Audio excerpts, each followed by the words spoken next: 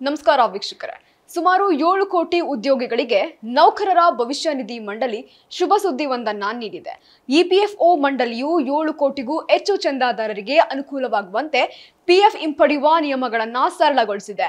ಸದಸ್ಯರು ಈಗ ತಮ್ಮ ಪಿಎಫ್ ಖಾತೆಯ ಶೇಕಡಾ 100ರಷ್ಟು ಹಣವನ್ನು ಹಿಂಪಡೆಯಬಹುದಾಗಿದ್ದು, ಶಿಕ್ಷಣ ಮತ್ತು ವಿವಾಹಕ್ಕೆ ಹಿಂಪಡೆಯುವ ಮಿತಿಗಳನ್ನು ಹೆಚ್ಚಿಸಲಾಗಿದೆ.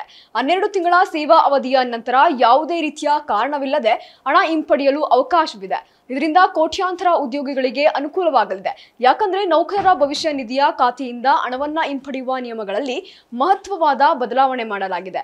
ಇನ್ನು ಮುಂದೆ ಪಿಎಫ್ ಖಾತೆಯಲ್ಲಿರುವಂತಹ ಶೇಕಡಾ 100ರಷ್ಟು ಹಣವನ್ನ ಹಿಂಪಡೆಯಲು ಅವಕಾಶ ಕಲ್ಪಿಸಲಾಗಿದ್ದು, ಇದರಿಂದ ಸುಮಾರು 7 ಕೋಟಿ ಉದ್ಯೋಗಿಗಳಿಗೆ ಅನುಕೂಲವಾಗಲಿದೆ.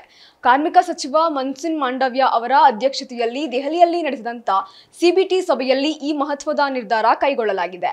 ಈ ಮೊದಲು ಇದ್ದಂತಹ 13 ಸಂಕೀರ್ಣ ನಿಯಮವನ್ನ ಈಗ ಅತ್ಯವಶ್ಯಕ ಅಗತ್ಯಗಳು, ವಸತಿ ಅಗತ್ಯಗಳು ಮತ್ತು ವಿಶೇಷ ಸಂದರ್ಭಗಳು ಎಂಬ 3 ವಿಭಾಗಗಳಲ್ಲಿ ವಿಂಗಡಿಸಲಾಗಿದ್ದು, ಹಣ ಹಿಂಪಡೆಯುವ ಪ್ರಕ್ರಿಯೆಯನ್ನ ಸುಲಭಗೊಳಿಸಲು ಈ ಹಿಂದೆ ಇದ್ದಂತಹ ಕಠಿಣ ನಿಯಮವನ್ನ ಬದಲಾಯಿಸಲಾಗಿದೆ.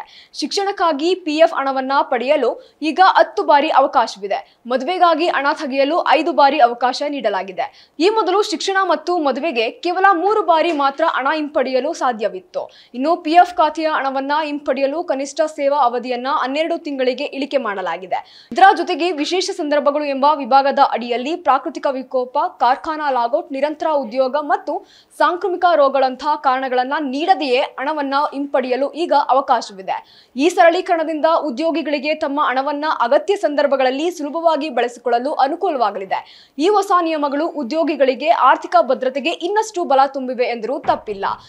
ಇಪಿಎಫ್ಒ ಮಂಡಳಿಯು ವಿಶ್ವಾಸ ಯೋಜನೆಯನ್ನು ಕೂಡ ಅಂಗೀಕರಿಸಿದ್ದು, ಇದು ಪಿಎಫ್ ಪಾವತಿಯಲ್ಲಿ ವಿಳಂಬವಾದಾಗ ವಿಧಿಸುವ ದಂಡಕ್ಕೆ ಸಂಬಂಧಿಸಿದ ದೀರ್ಘಕಾಲದ ವಿವಾದಗಳನ್ನು ಬಗೆಹರಿಸಲು ಸಹಾಯ ಮಾಡ್ತಾ ಇದೆ.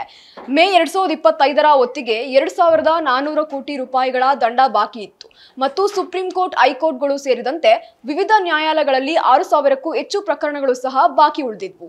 ಇದರಿಂದ ಹೊಸ ಯೋಜನೆಯ ಅಡಿಯಲ್ಲಿ ದಂಡವನ್ನ ತಿಂಗಳಿಗೆ ಶೇಕಡಾ 1ರಷ್ಟು ನಿಗದಿತ ದರಕ್ಕೆ ಇಳಿಸಲಾಗುವುದು ಮತ್ತು 2 ತಿಂಗಳವರೆಗೆ ವಿಳಂಬವಾದರೆ ಶೇಕಡಾ 0.25ರಷ್ಟು ಮತ್ತು 4 ತಿಂಗಳವರೆಗೆ ವಿಳಂಬವಾದರೆ ಶೇಕಡಾ 0.50ರಷ್ಟು ದರವನ್ನ ವಿಧಿಸಲಾಗ್ತಾ ಇದೆ.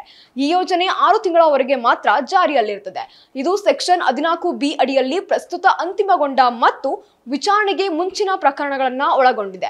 ಈ ಯೋಜನೆಯ ಅಡಿಯಲ್ಲಿ ನಿಯಮಗಳನ್ನ ಪಾಲಿಸಿದ್ದಾರೆ. ಬಾಕಿ ಇರುವಂತಹ ಎಲ್ಲಾ ಪ್ರಕರಣಗಳು ರದ್ದಾಗ್ತಾ ಇವೆ. ಇನ್ನು ಪಿಂಚಣಿದಾರರ ಅನುಕೂಲಕ್ಕಾಗಿ ಇಂಡಿಯನ್ ಪೋಸ್ಟ್ ಪೇಮೆಂಟ್ಸ್ ಬ್ಯಾಂಕ್ ಜೊತೆ ಒಪ್ಪಂದ ಮಾಡಿಕೊಳ್ಳಲಾಗಿದೆ. ಪಿಂಚಣಿದಾರರಿಗೆ ಯಾವುದೇ ಶುಲ್ಕವಿಲ್ಲದೆ ಮನೆಯ ಬಾಗಿಲಲ್ಲೇ ಡಿಜಿಟಲ್ ಜೀವನ ಪ್ರಮಾಣ ಪತ್ರ ಸೇವೆಯನ್ನ ಒದಗಿಸಲಾಗ್ತಾ ಇದೆ. ಪ್ರಮಾಣ ಪತ್ರಕ್ಕೆ ವಿಧಿಸುವ 50 ರೂಪಾಯಿ ಶುಲ್ಕವನ್ನ ಇಪಿಎಫ್ಒ ಭರಿಸಲಿದೆ. ಈ ಉಪಕ್ರಮವು ವಿಶೇಷವಾಗಿ ಗ್ರಾಮೀಣ ಮತ್ತು ದೂರದ ಪ್ರದೇಶಗಳಲ್ಲಿರುವ ಪಿಂಚಣಿದಾರರಿಗೆ ಅನುಕೂಲವಾಗಲಿದೆ. ಇದರಿಂದ ಮನೆಗಳಲ್ಲಿಯೇ ಪ್ರಮಾಣ ಪತ್ರ ಸಲ್ಲಿಸಲು ಸಹ ಸಾಧ್ಯವಾಗ್ತಾ ಇದೆ.